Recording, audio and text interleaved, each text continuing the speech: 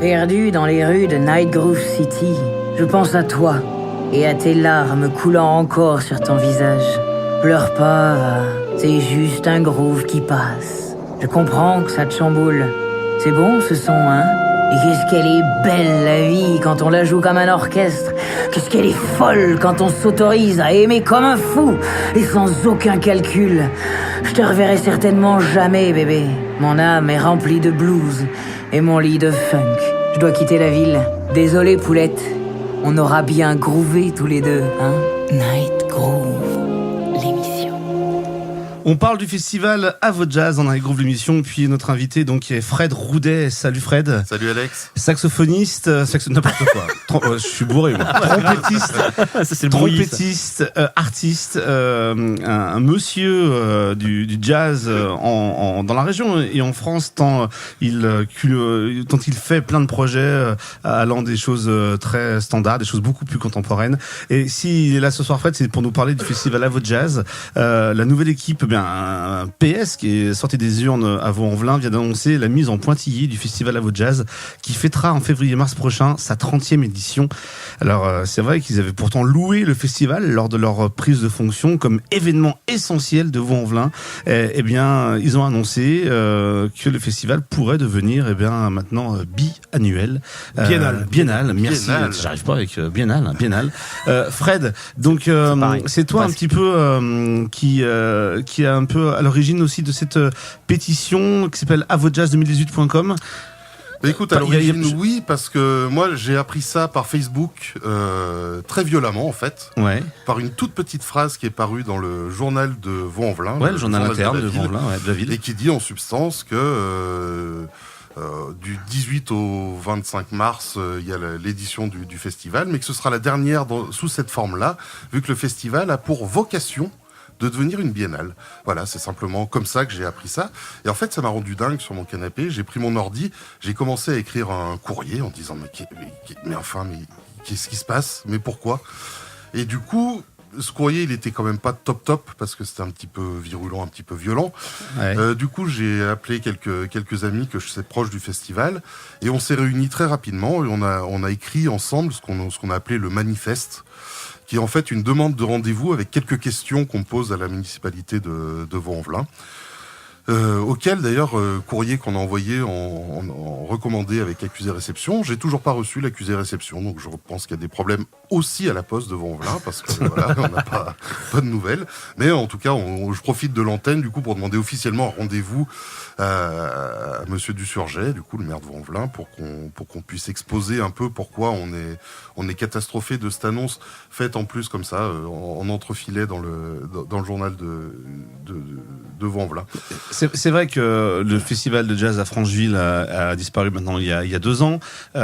C'était aujourd'hui le seul festival, on va dire, proche de Lyon qui était présent depuis 30 ans. Beaucoup de travail, ce qu'on appelle de travail un petit peu culturel aussi avec les associations de Vaux-en-Velin, les centres sociaux. Il n'y avait pas que le centre Charlie Chaplin, il y avait aussi un festival qui se passait un peu off et tout. Et beaucoup d'artistes, des jeunes artistes, dont toi à l'époque, il y a 10-15 ans, 20 ans, jouaient au festival Avojazz. Pour toi, c'est quoi le danger Alors déjà, possible? Tu parles du festival. Et c'est même pas un off parce que depuis pas mal d'années c'est maintenant, un on-off. Et maintenant c'est le hors les murs, mais qui est complètement intégré à la programmation du festival. La com est en commun avec le festival. Le festival dure pas juste 10 jours à Charlie Chaplin, il dure 1 mois sur toute la ville de Vaux-en-Velin. Moi j'en parle d'autant plus facilement que depuis quelques années, on intervient avec les groupes dans lesquels je joue très régulièrement dans ce cadre-là, dans le cadre du hors les murs. Il y a 2 ans, on a fait des spectacles en crèche, on a fait une création avec des orchestres de l'école de musique, on a joué, on a fait des concerts sandwich devant des maisons de quartier, on fait plein de choses et c'est passionnant. C'est un modèle en fait. Nous, on défend pas le festival de Vaux-en-Velin parce que c'est un festival en moins. On le défend d'autant plus avec passion que c'est un festival essentiel, c'est un modèle de festival.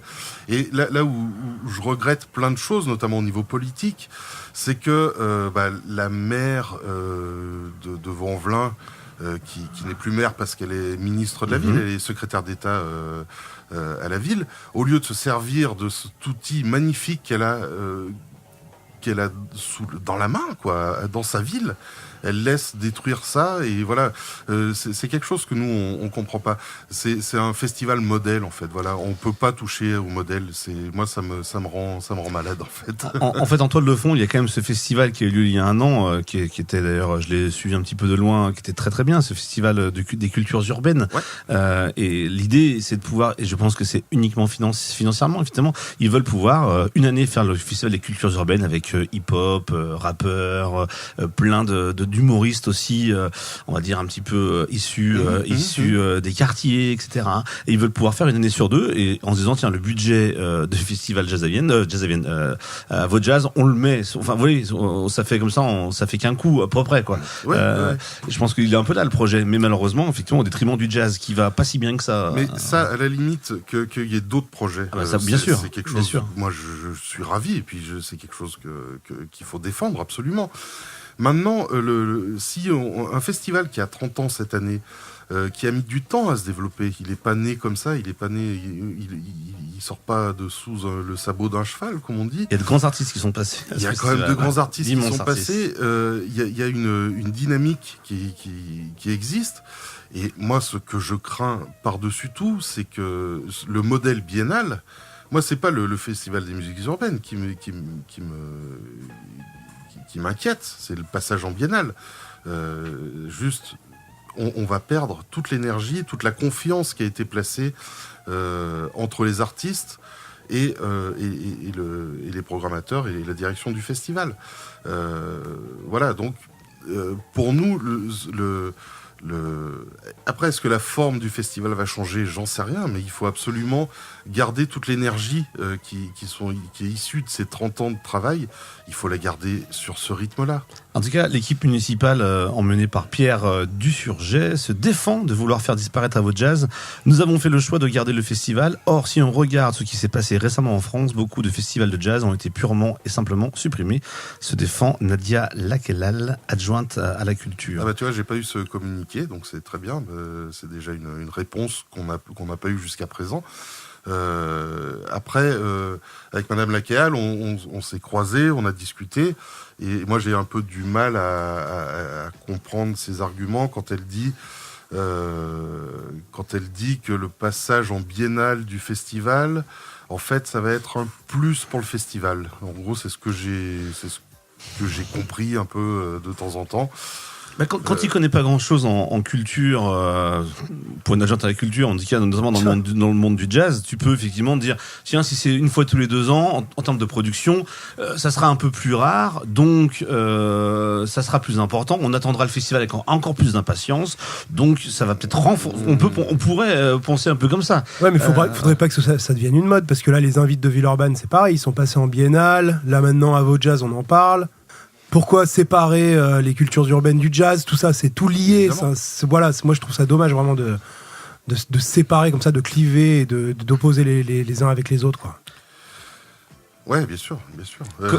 Oui. Comment, quel est le message un peu que tu veux faire passer? Déjà, remplir, participer à la pétition sur internet. Donc je vous rappelle l'adresse, c'est www.avoudjazz2018.com. Bien sûr, le festival en 2017 aura lieu, bel et bien lieu. Effectivement, aujourd'hui, aucune réponse officielle sur 2018. Ouais. Voilà. Nous, on a appelé le comité Avoudjazz 2018 parce que 2018 ce serait la première édition manquante du festival. Du coup, voilà, c'est pour ça qu'on ça serait la première édition manquante. Qu'on est allé là-dessus, et simplement par respect de tous les gens qui ont tant investi. Moi, c'est des carrières entières, quoi, à la mairie pour monter un festival comme ça. Je pense évidemment à Gilbert Chambouvet, à Thierry Serrano, qui ont été les 2 directeurs emblématiques du festival. Aujourd'hui, à Charlène Mercier, qui est en charge de prendre la suite. Nous, on était ravis d'apprendre que Charlène allait continuer, parce qu'elle était de la maison. C'est elle qui organisait tout le festival Hors les Murs, dans un travail extraordinaire. Quand on a vu la nomination de Charlène à la tête, je pense que tout le monde était unanime. Simplement, aujourd'hui, c'est pas suivi d'effet, parce que Charlène, elle est en grande difficulté dans sa mission. Donc voilà, nous, on essaye vraiment d'être le plus réfléchi possible. On veut pas que ce soit une pétition. On veut pas être la parole d'artistes, de musiciens qui défendons un festival parce que ça nous apporte du travail. La philosophie d'Avojazz, c'est pas ça du tout. La philosophie d'Avojazz, c'est quelque chose de réfléchi, quelque chose de très citoyen en fait.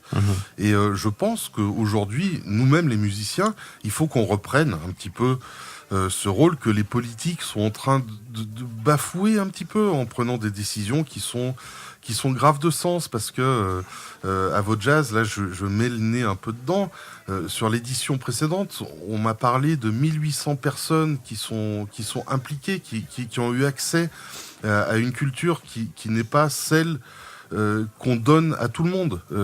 Les concerts, il y a une vraie programmation, il y a une vraie prise de risque. Il y a des vraies rencontres avec des vrais gens, entre des vrais musiciens et des vrais gens qui habitent la cité. Ça, c'est quelque chose de trop précieux. Alors, c'est précieux pour les gens, peut-être. C'est précieux pour nous aussi, dans notre rôle, justement, de citoyens, de faire connaître nos musiques. Et ça, moi, je suis prêt à me battre pour défendre cette idée-là.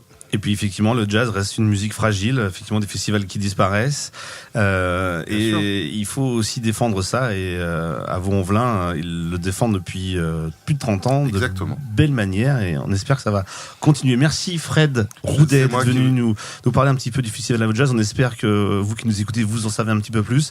Il faut se mobiliser pour que ce festival puisse continuer à être annuel et non pas biennale. Non pas une biennale. N'hésitez pas à signer la pétition Avojazz 2018. On vous mettra les liens qu'il faut sur C'est moi Facebook. qui vous remercie en tout cas. Avojazz2018.com. Merci Fred Roudet. Merci à très beaucoup. bientôt. Salut.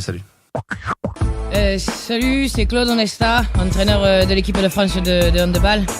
Bon ben c'est sûr que si tu veux toi aussi devenir un expert comme nous et puis gagner la médaille, faut écouter Night Groove l'émission. Allez les gars.